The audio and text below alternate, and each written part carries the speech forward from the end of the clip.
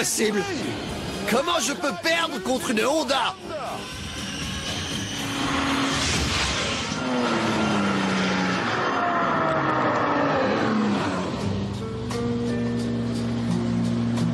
On a du mal à y croire.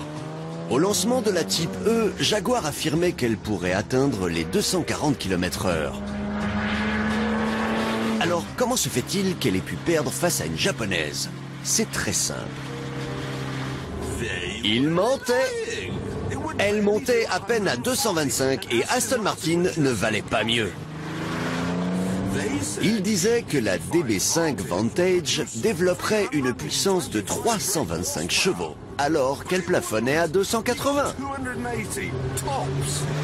En réalité, cette voiture aurait à peine pu tenir tête à la Rolls dorée de Goldfinger.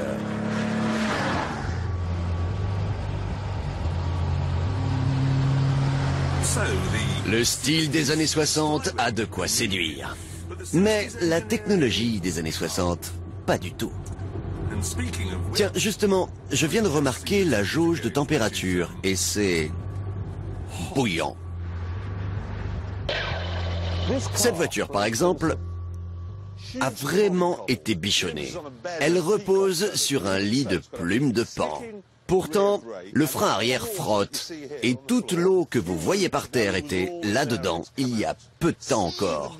C'est ça la joie des voitures de luxe. En résumé, ces voitures coûtent horriblement cher, ne sont pas très agréables à conduire et s'avèrent à la fois lentes et dangereuses.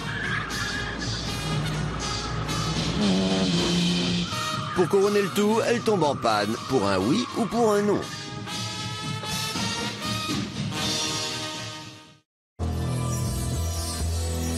Vous vous dites certainement que c'est cher payé pour avoir la classe.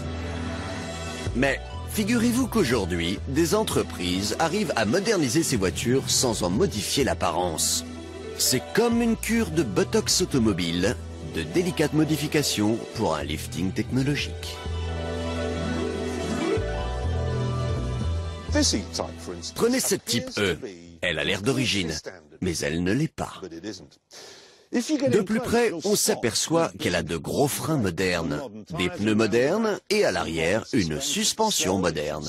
Résultat, elle freine et se manie comme une voiture moderne.